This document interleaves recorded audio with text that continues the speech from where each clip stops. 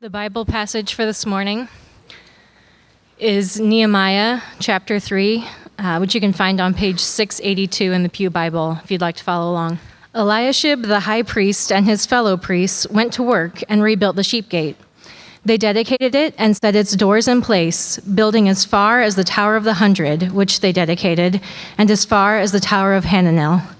The men of Jericho built the adjoining section, and Zakur, son of Imri, built next to them. The fish gate was rebuilt by the sons of Manasseh. They laid its beams and put its doors and bolts and bars in place. Meremoth, son of Uriah, the son of Hakaz, repaired the next section.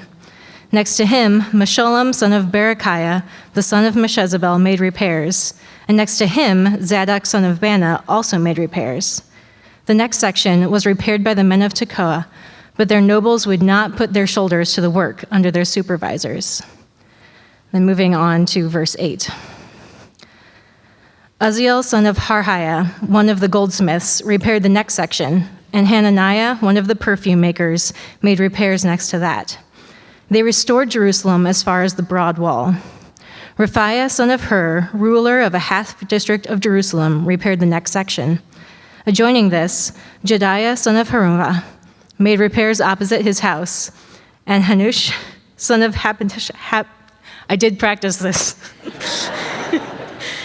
Son of Hashabaniah made repairs next to him. Malchijah, son of Haram, and Hashab, son of Pahath Moab, repaired another section and the Tower of the Ovens. Shallum, son of Halohesh, ruler of a half district of Jerusalem, repaired the next section with the help of his daughters.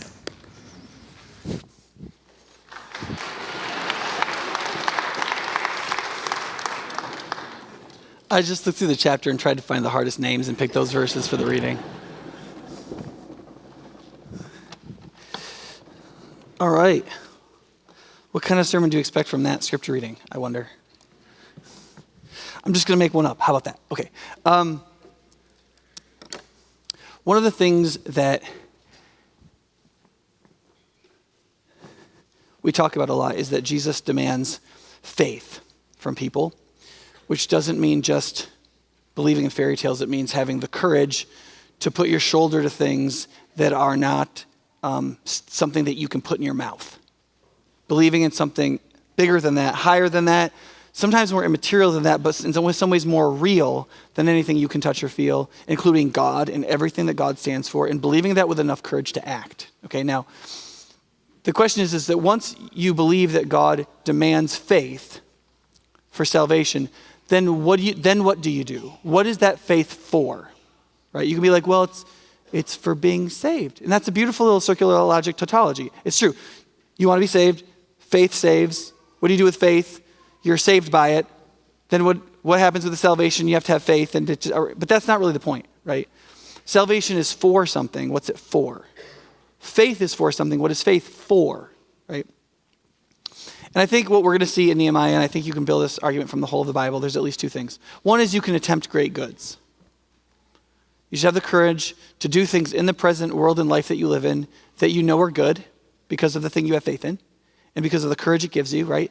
But the second, which in some ways is before that one, before you try to attempt great goods, it's the thing you have to do before that, which is that you seek to acquire great virtue. That is, you attempt to do a great good inside yourself with God's help. Through faith.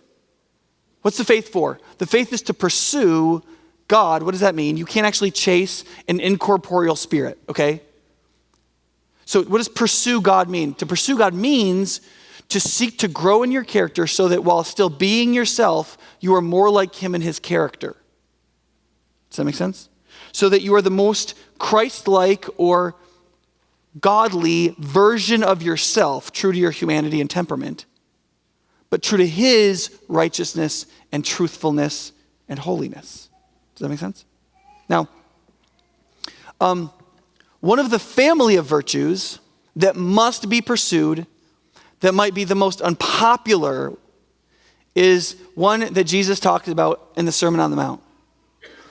In a section called the Beatitudes, which is the ways to be blessed, essentially, Jesus says, "Blessed are the meek, for they will inherit the earth." Blessed are the meek, for they will inherit the earth.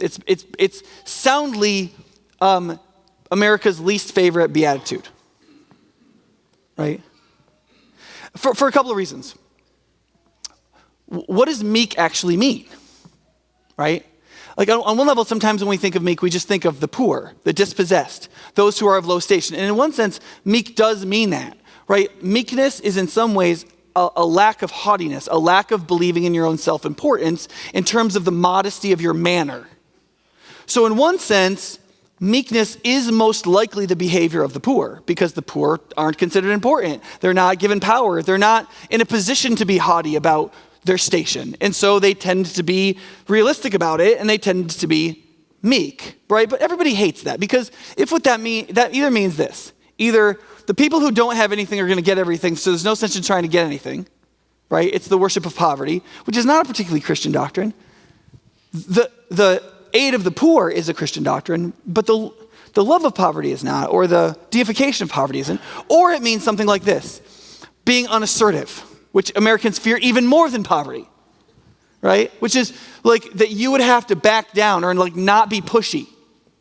Right? I've traveled a number of places in the world now, and man, that stereotype is really kind of true of us. Like when you see pushy people abroad, man, the correlation between that and being an American, and then they'll say, it's so funny because they'll be like, no, I don't mean to be pushy. Like we've learned over the last 20 years not to not be pushy abroad. We've actually learned just to acknowledge we're being pushy by saying, I don't mean to be pushy, right? But the kind of pushy that Americans do is kind of this loud vocal pushiness. So like I've been in India, for example, and I'm ready to like get up to the ticket counter when a flight changes to be like, demand my rights, like as an American. Meanwhile, everybody else from the other cultures, they just all like kind of passively just like push in front of you. And like everybody gets in front of you because that's how you have to drive in India, right? You got to just get in there wherever you can. You can't be meek, right? But if you go to the scriptures and you say, okay, let's actually study through the scriptures this concept of meekness. What does it actually mean? So that we can recognize what it would mean to pursue it, because that's what faith is for, right? Now, if you just look at the lexicographical the definition, like what do the lexicons say? Like what does this word mean in its context? Well, it means lowly, we just went over that, gentle, humble, considerate, kind, mild, friendly disposition, or the older sense meaning in English, the older English definition of meekness, meaning strong but accommodating. So a meek person in older British English would have meant somebody who's a strong person, but naturally has deference to other people and wants to accommodate them, but isn't a pushover, right? Now, one level that might be enough because that's not a bad person. It's a pretty good person. You might not like lowly, but most of that stuff's pretty good stuff. And we could use a little bit more of that, right?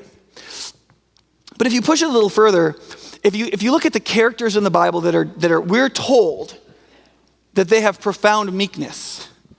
The two of which that word is used most profoundly is one in the book of Numbers. It says that Moses was the most meek is the technical word used there.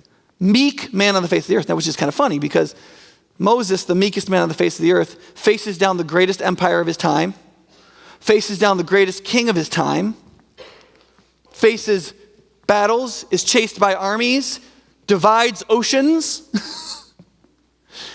yells at people, gets in all kinds of conflicts constantly, right? And yet he's called the meekest man on earth. Now, arguably Moses wrote the Torah. Right? But under the inspiration of the Holy Spirit, and there were lots of editors later that could have changed that if they felt like it was appropriate. And they did it. They left it. Because that's really not what meek means, to be silent or weak or deferential when you shouldn't be. Does that make sense? One of the great difficulties of virtue is that you almost never do the same thing all the time. The difficulty of virtue is always in its application. Right? If it's virtuous to be deferential, the big question is when? When should you be deferential? And when shouldn't you be? Right? That's why love is so hard. Okay, love is to act in the true good of another person. Well, what's in their true good right now? Could be anything. You have to know what it is. Does that make sense? And then Jesus, one of the reasons why it's prophesied hundreds of years before Jesus enters Jerusalem that he's going to ride on a donkey, not some great war horse, but some like little like piddly little donkey, is to demonstrate that as he rides in as king, as the Messiah, as the great ruler, as the Son of God, he rides in meekly still. Because in all of his ministry, even when there was fire burning in his eyes, he still was never not meek. Okay? Now listen, for many of us, this is an area of like an incredible moral blind spot in our lives and in our godliness and in our pursuit of God. Satan and our flesh and our culture has so redefined and undefined and badly defined this family of virtues that it's drawn our heart back away from it instead of recognizing that it's one of the great pursuits of our life if we're pursuing Jesus. In the scriptures, when you actually compare in context what the scriptures say meekness is, and on one level there are a couple passages, not very many, and arguably not even this one, that where meekness is used, that word, that it refers to poverty or lowliness of position. So in this case, David says, I have committed my way to the Lord. Let the lowly or the meek be glad. What does that mean? Well, when the king is going to submit to the Lord, he's not going to misuse or abuse everybody. And who's going to benefit from that?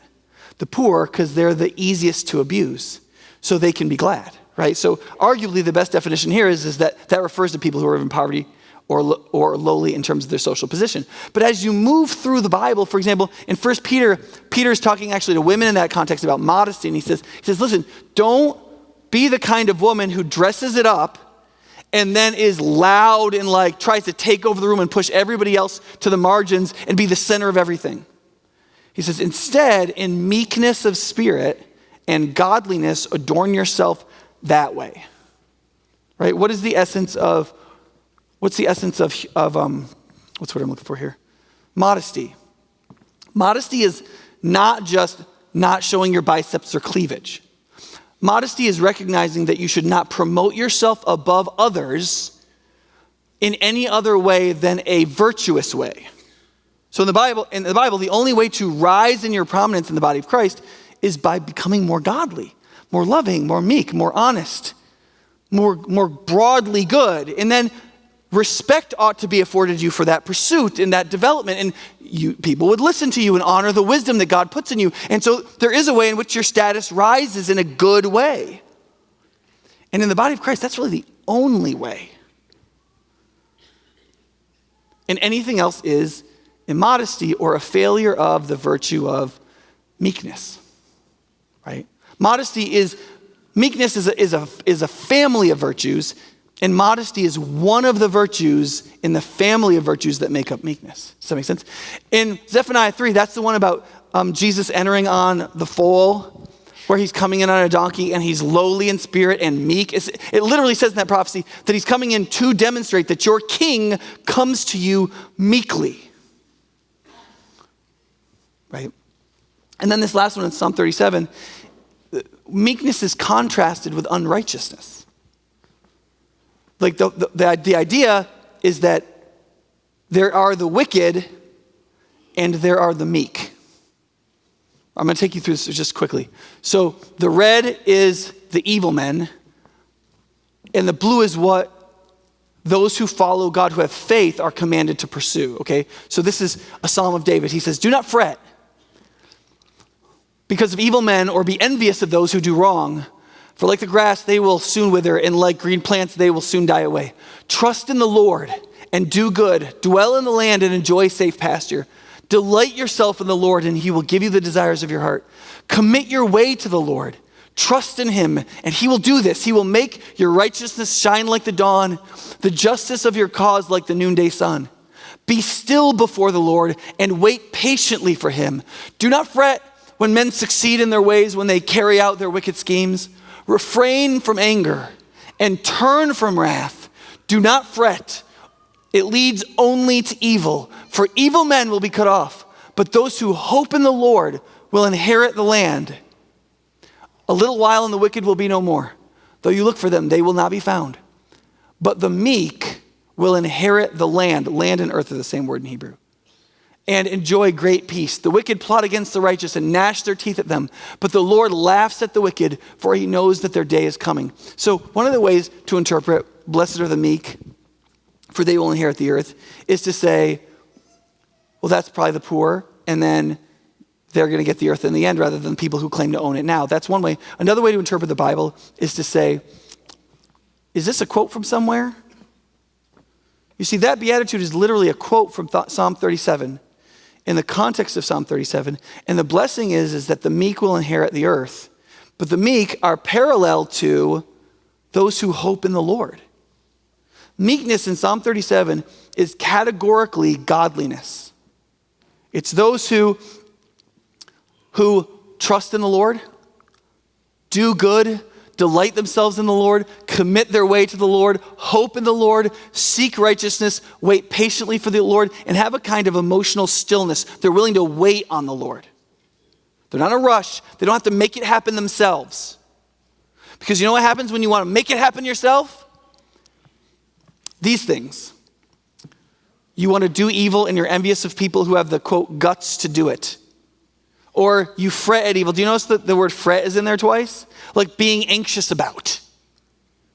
The inability to rest in placidness, right?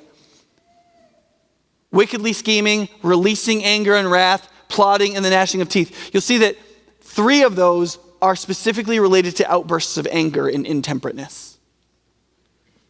There's some of us that believe that there's a virtue in our anger if we think that our anger is sufficiently righteous. That is not the case.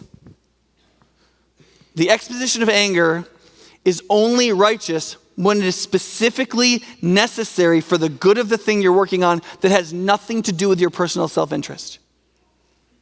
Okay, we'll look at that when we get to chapter 13 in Zechariah, where he pulls out some people's hair because he's like, they're doing something that's so bad for the people of Israel, that's destroying their culture and their capacity to experience God's rejuvenation.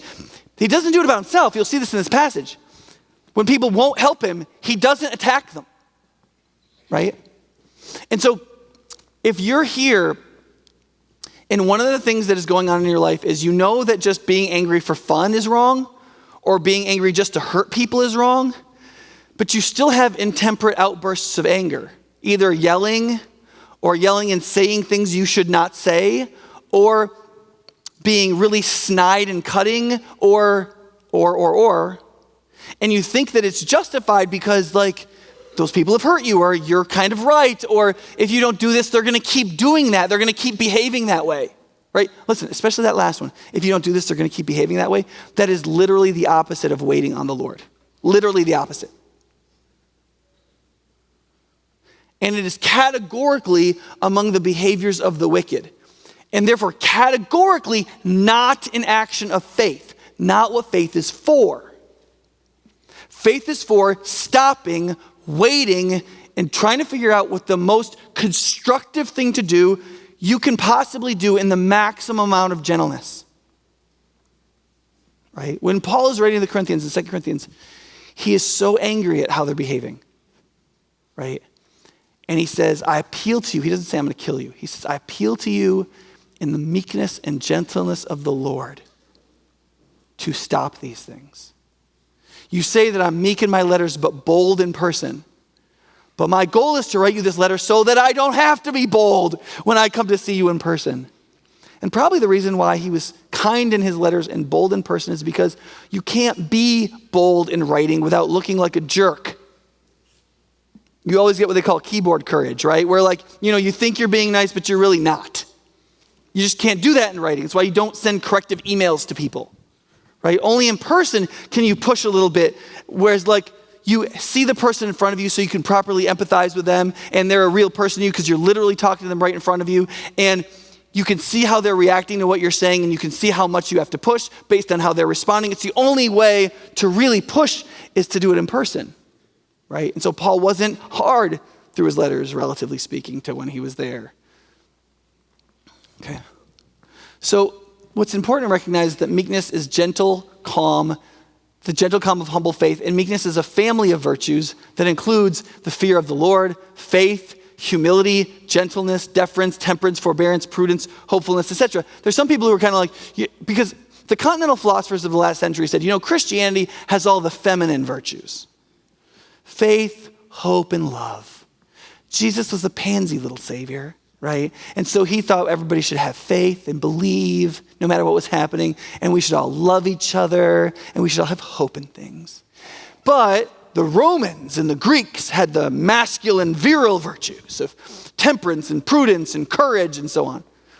Well, no, Jesus just didn't like our excuses to call completely immoral and unvirtuous things courage and forbearance and whatever. They're all built into the family virtues of meekness. Meekness is the willingness to wait, but stand strong. That is forbearance. It is not to lash out in anger, but to do the right thing in the right moment for the good of others and the right thing to do in carrying yourself. That's called temperance. All of the virtues are there.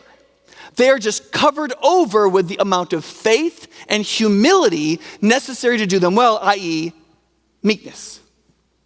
As Christians, we're meant to understand that family of strong virtues under the banner of meekness, which moderates and tempers them so that we don't do them in unnecessarily violent ways, so that we can be strong without being violent in all the wrong senses. Because we are creatures very prone to all kinds of violence. Now, you might be thinking, Nick, what on earth does this have to do with Nehemiah? Like what we heard was a reading about a bunch of people who were building stuff, right? Well, there's a couple cheeky ways. One is they're inheriting the earth. Do you see it? A bunch of people who aren't self-important, who accept the lowliness of their position, who have been disenfranchised by the world that they're a part of, who believe in something, that there's something worth doing. They believe they can only do it together because nobody's great enough to do it by themselves, right? They stand up for something they believe in, they gather together and they do something, and in doing so, they inherit the earth. They inherit Jerusalem, the holy city, and they rebuild it into something of what its former greatness and prepare it for its future greatness. It's not done by some great man. It's not done by some great king. It's done by a bunch of people with trowels and later spears, right? Also, a number of commentators point out that in chapter 3, when Nehemiah catalogs all of the people who work, there's no mention of himself. Later in the book, we know that he did a lot of work, and he was commanding everything and doing all kinds of stuff, but he doesn't mention that. What he mentions in the first section about building is that these people built, right? Did you recognize any of the names? You wouldn't, right? These are all pretty ordinary people. Even the rulers of the half sections of Jerusalem, like, their names still aren't recorded anywhere else in history. They lived and they died, and they did or they didn't do something, you know? But for Nehemiah, all of their names, all of them, deserved recording. They're all the same. They all weren't too proud to work, and they were willing to make the sacrifices to do what was best. They were meek. He was meek. And in the presence of those virtues, a lot can get done, even if you're poor and dispossessed and disenfranchised and hurt and have lost your family name and everything. Right? So let's look at 4 social virtues that meekness promotes. If it's present in us, it's going to promote these goods. And through these goods, God does really great things. And they all need to be present. If you just have one of these or 2 of them, you don't get renewal, because it will miscarry in the ways that are lacking. Does that make sense? Okay, so let's look at the first one. The first one is that meekness motivates sacrificial service. Meekness motivates sacrificial service. You can see this in the just the first few verses. So in verse 2:18, Nehemiah says, you guys, so he's giving his speech. He says, I told them of the hand of God that was with me for good, and also the word that the king had spoken to me. And they said, let us rise up and build. And so they strengthened their hands for the good work, right? So after he gave them the speech about what they should all do together, the people say, let's rise up and build, right? Now the question is this: who's going to do it first?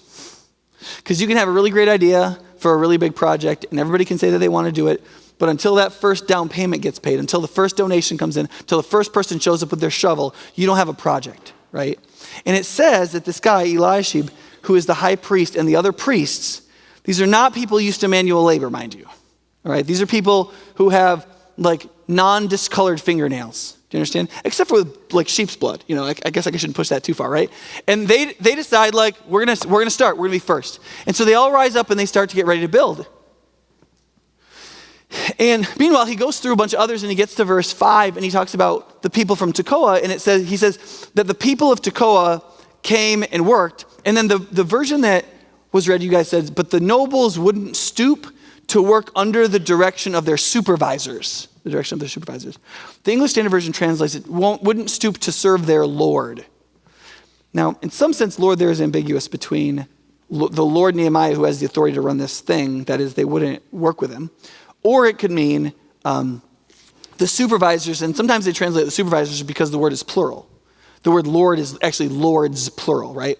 Which obviously should mean supervisors, except for this fact. That word shows up plural in that form about 6 times in the Old Testament. Every time it refers to a singular person. Every single time. Now, that doesn't mean that this time it doesn't. I mean, it's plural. It could refer to the supervisors. But the reason why the ESV translates it Lord singular is because it believes that, one, that's the correct translation, but it also believes that that's really who the nobles wouldn't serve. That when the priests rose up to serve, they did it because they were serving God. They knew that this was the right thing to do. They knew that this is what faith required.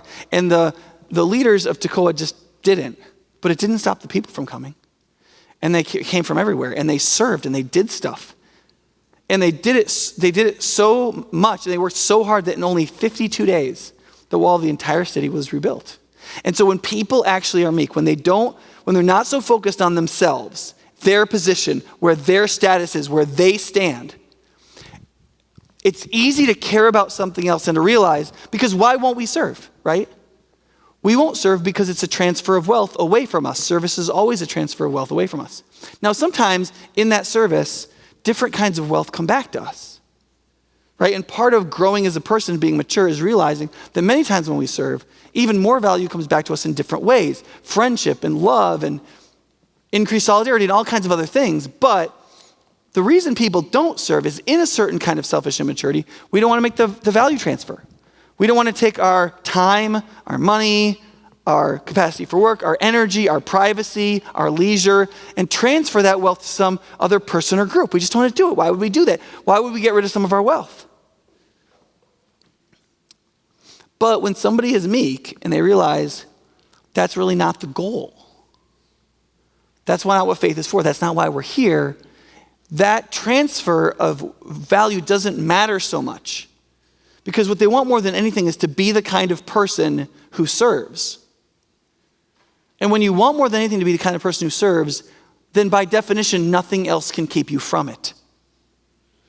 If anything can keep you from serving, then by definition, you don't want to be that person more than anything else.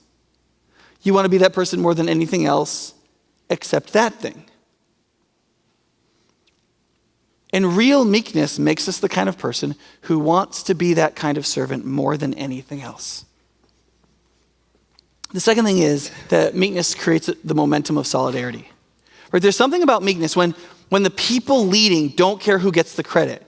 When the person who's technically in charge isn't getting rich off of it. Right? When that person isn't getting other people to work for them so that they're not working. Right?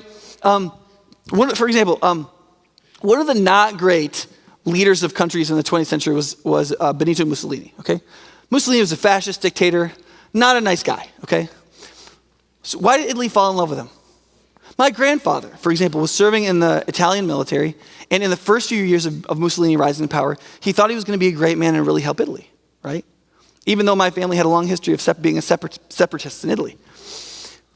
One of the reasons he thought that was every year during the grain harvest, Mussolini would go out to the countryside and get a sickle and stand with the peasants and roll up his sleeves and get sweat drenched and cut wheat with everybody else. And there were pictures in the newspapers of him standing with everybody else out in the fields cutting the grain, right? I think it was Teddy Roosevelt who would get people to come to his ranch, and he would go out in the barn talking with diplomats, and he'd throw hay up in the hay mount, And apparently he went out there one time and there was no hay. All the hay was up in the hay mount.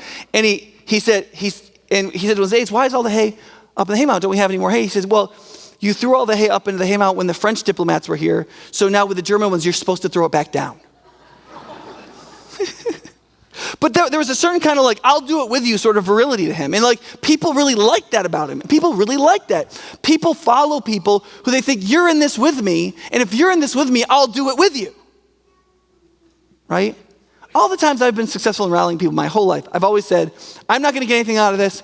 This is really important. Let's all do it together. It's going to cost us all something, but it's all going to cost us the same. It's going to cost us time and effort and service. Let's all do it together.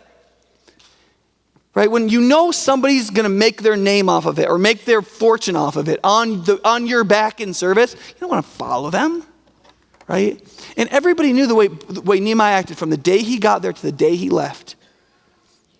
He didn't take money. He didn't receive taxes that he was due as governor. He paid for a lot of things with his own money, and he was out there working with everybody else.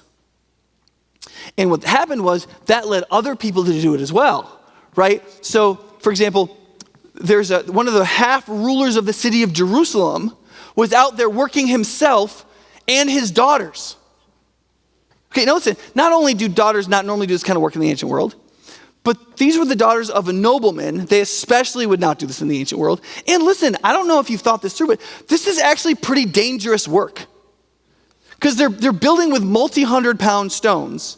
And after you get it about this high, you're in the business of lifting them with relatively primitive technology. And of course, they don't have the best equipment. These people are all poor. So they're using wooden poles and ropes, and they're sliding these things up. You can get crushed and die, okay? And this ruler has his daughters out there working, right? And if you know anything about teenage daughters, they're pissy enough that if they don't want to be there, they're not going, right? And so these girls wanted to be there. I'm just kidding, that you can't tell that from the text. Okay, so a couple things about solidarity. The first is shared interests should be virtuous, okay? I'm going to make a point that is going to frustrate some of you right now. I think it's important, okay? There are lots of kinds of solidarity. Lots of ways you can count yourself in interest with other people, okay?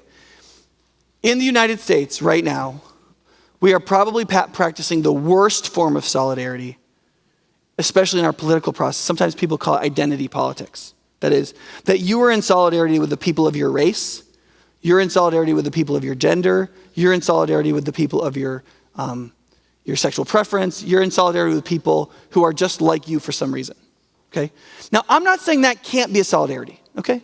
Because if you're in that group of people, and that group of people is specifically the recipient of some kind of harm, right, then it might make sense to gather against that harm relative to that group of people. Okay, so I'm not saying it's completely wrong or anything. What I'm saying is this, I think it's probably the lowest kind of solidarity. And we want to get above that as quick as we can. One of the ways to do it is to look at the kind of oppression that particular group is receiving and focusing your solidarity on that oppression type rather than the people group. For example, Martin Luther King did this in about 1967. So through 64 and the passage of the Civil Rights Act, and then starting to get that into the legal system, he focused a lot on African Americans and whether African Americans could vote, whether they could go into segregated lunch counters, those kinds of things. But after about 1966 and into 67, he started recognizing that the biggest problem in the African American community was poverty. But the minute he realized that, he started realizing that that was actually the biggest problem for all kinds of people. And so more and more he would focus on black poverty, but he'd say, in every interview he'd say, but listen, this is the biggest problem in our whole country. In fact, this is the biggest problem in the whole world. And I don't even feel like I can just represent this one group because I feel like the issue is this bigger issue. And so he was moving as quickly as he could in his struggle from a tie-in racially to a tie-in in solidarity in terms of a particular kind of suffering. Does that make sense? And as we think about solidarity, we can only be drawn together as a diverse people into one community of love if our solidarities are actually higher than those things and we're all listening to each other in relationship to our needs. So here, the solidarity was to rebuild the people of God. and to rebuild the city that was the focal point of it by rebuilding its wall. And all these different kinds of people could get on board with that. And then once they got to that level, that became the basis by which they handled other things. So the issue that we talked about last week or the week before related to poverty and injustice, part of the reason why everybody dealt with that was because they'd all already been brought together around something else. Because they'd already been brought together around a spiritual virtue of doing what God said. Then when something threatened that, there was a shared solidarity. They didn't want to ruin that.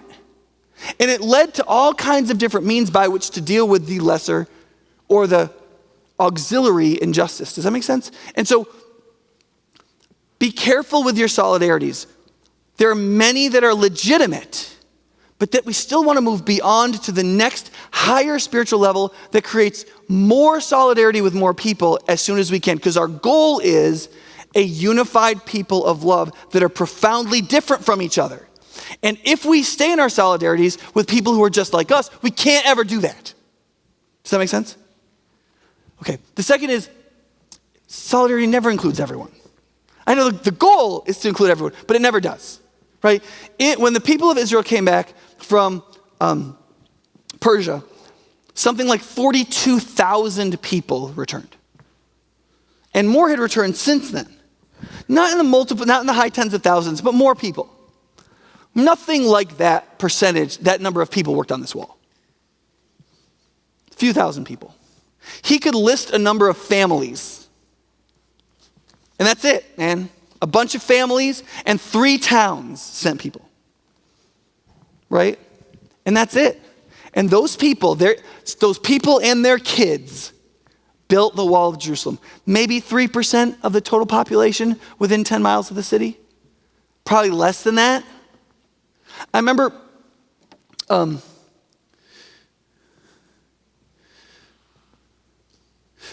the time of the American Revolution in the 1700s, do you know what percentage of Americans very, very much wanted to rebel against Britain? It was 3%. 3% of Americans really, really wanted to rebel against Britain. A lot of people could take it or leave it. A lot of people wanted to be free, but they didn't want to fight. 3%. Led to a revolution, led to a new nation, right?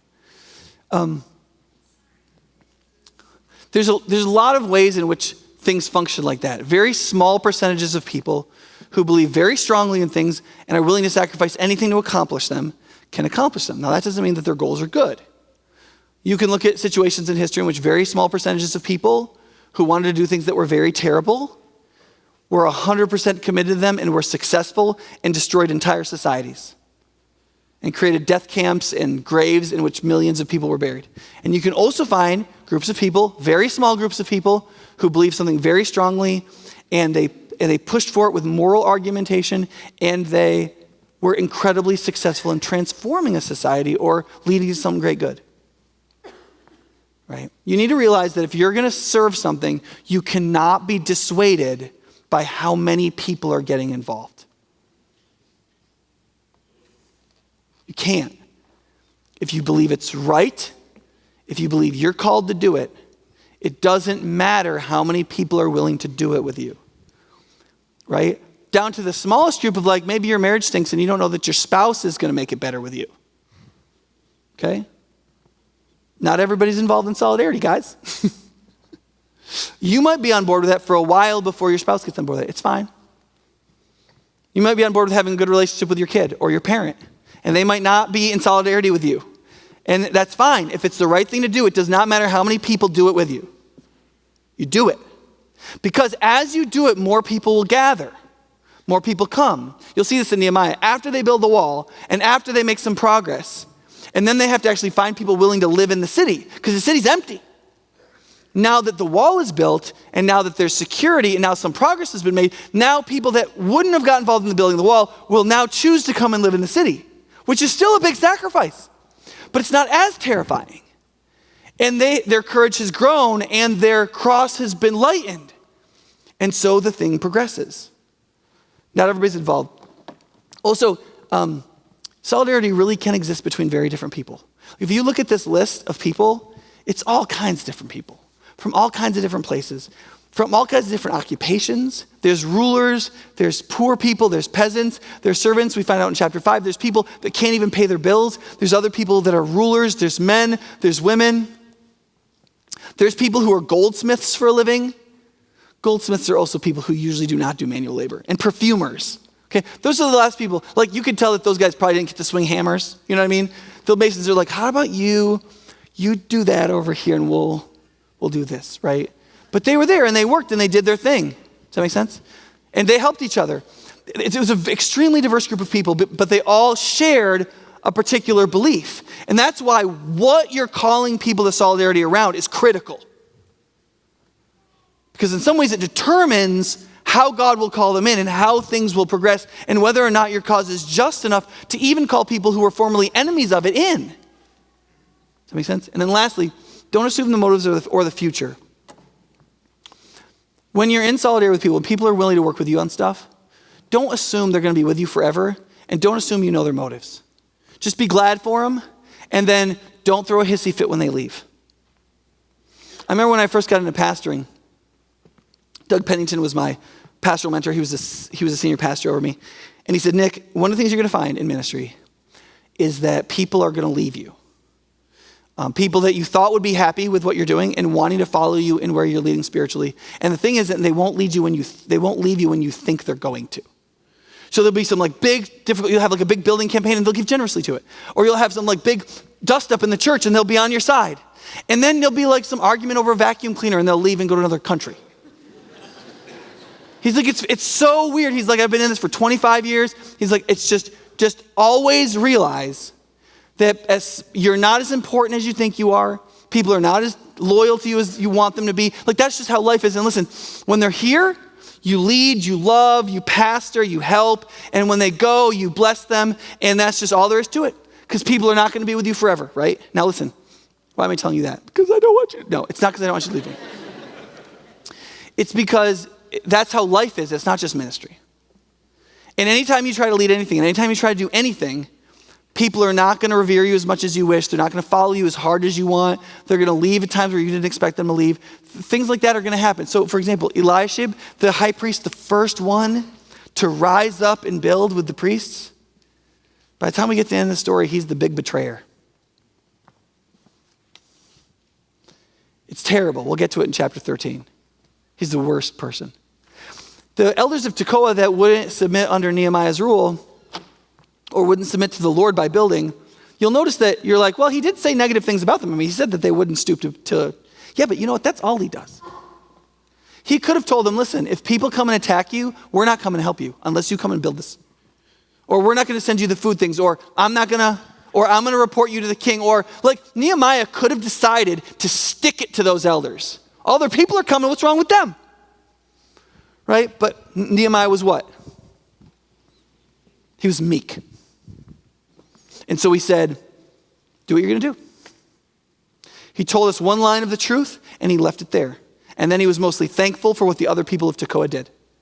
That's what you do. Because you don't know why people are there. You don't know when they're going to leave. And you have to be full of character and godly about what you're going to do. Does that make sense? I want to hit these last things before we end real fast. Meekness creates a sense of shared responsibility or virtuous responsibility. What you'll notice is that people who wouldn't have normally got involved got personally involved, like these daughters. Also, as you read through, you'll notice that most of the people who worked near something that mattered to them.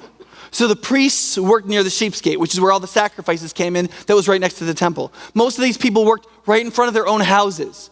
The leader, the guard of the east gate, made repairs next to these guys. Well, where is these guys? Well, they're right next to the east gate. This guy worked on the east gate. He's the guard of the east gate. As you work through the passage, what you find is that everybody works on what's closest to them. So the men of Jericho worked up here. Well, where's Jericho? It's up here. The men of Tekoa worked here. Where's Tekoa? Right there. The men of Zanoah worked right here. They did this whole section, 400 yards. Where do they live? Right there, 5 miles that way. Everybody worked at the part of the wall closest to them. And in order to create social solidarity and for things to move up, what's necessary is not for you to be like, well, I'm in solidarity with everybody else, so we're all going to win together as a mob. No, that's not how it works. You come in solidarity with each other to achieve something, and then you take responsibility for the piece closest to you. You do your thing. You do the thing you're responsible to do. Everything you do is part of a larger social fabric, and you need to do your part really well. And if God blesses you, there will be some superfluousness in your life. That is some extra asset, right? And then you can invest that to the next group a little farther away from you that you have some responsibility for. And as you take those things seriously, it produces a broader life as you share in the solidarity of the whole, and as you take responsibility within your personal sphere. In sacrificial service, renewal begins to happen in your personal life, in the church's life, and ultimately in the city, right? And then lastly, I'm sorry, I got to go faster through this, is that only ferocious meekness can bring renewal. So you can see this in Nehemiah that there's a number of places where he wants to lash out and kill people. And he just says, God, please remember me. That's what he says. So he does all this work. He works so hard and people seem to not thank him at all for it. And he just writes in his memoir, God, I did these things. Just please, you remember them. Right? And then when people attack him and he thinks that they're going to kill him, and he could write back to the emperor and tell him that. And maybe the emperor would send people to kill them. He doesn't. He says, Lord, please remember what they did. And then you bring their curses down on them. You do it, not me. I'm not going to touch them. I'm not going to lay a finger on them. Right? And yet, he won't defend himself. But when it comes to defending the city and the wall, he was willing to work with a rock in one hand and a sword in the other. And when it came to saving the Jewish people's culture, he was willing to pull the hair out of some people's heads. But it was never about him. Right? You can see this you ought to be able to see this increasingly in yourself. Right? In what way is your faith in Jesus ordering your heart and your character and your mind and your faith so that there's a certain kind of ferocious meekness rising in you? That you have a ferocity for the pursuit of God, a ferocity for the pursuit of righteousness, for what's good, to love and help people, to live in that family of virtues that count as meekness. You're ferocious about that, and you'll never back down about it. And yet, you love to count others better than yourself. You're willing to wait on the wrath of God. You don't lash out in anger when things don't go your way. That in all the virile virtues of strength, they're all still under the banner of meekness, right? Which is one of the reasons why we're always constantly having to go back to Jesus, right? The more closely you read about the Savior, the more you will see in him a ferocity for the will of God. Even though he is himself God. In his work as the Messiah, he separates those two out functionally, as though the will of God was another thing he was fighting for and it wasn't about him, so that he could be crushed himself under the will of God so that the will of God would stand. And in anything that had to do with the will of God, he was ferocious for. And then anything that had to do with himself, he was incredibly meek, so that he could turn to Peter, who wanted to cut off ears and heads in the Garden of Gethsemane, and he said, Peter, don't you realize that in one word, I could have 10,000 angels slitting the throats of these men? Don't you understand? Don't you understand that in one word, he could have come down off the cross? In one word, he could have never come in the first place. And at any moment, in anything he did, any person he spoke kindly to, he could have told off. And even when he told people off, he always was telling them off so they would escape what they were headed towards. And his telling off is pretty rare. He clears the temple a couple times and he rips into the Pharisees a couple times. That's about it. Without the meekness of Jesus, there is no building of the walls of salvation. There is no garden for you to live in forever. There is no hope for your future. There is no example of what our meeknesses should look like. But if you want to worship the Savior as he really is, then what faith is for, once he gives it to you for your salvation, is so that you would pursue him to be like him. And that you would not neglect, even if your whole nation and world would neglect it, the family of true virtues called meekness. It must be one of the great pursuits of your life. And if it is, then go home this afternoon and reread Psalm 37. Read it like the whole psalm is a beatitude to you. speaking of the blessings and the peace and the joy and the hope that God freely gives to the one who waits on him and who looks to him and who follows him and who trusts him in the meekness of faith. Let's pray. Father, as we get ready to engage in one of the rituals of meekness, submitting to baptism, we pray that you would help us to enjoy and rejoice in the peace you bring to the human heart and soul by granting faith and leading us to become your disciples. We pray that as we celebrate this together, you'd be pleased and that we'd be able to enjoy it together in Jesus' name.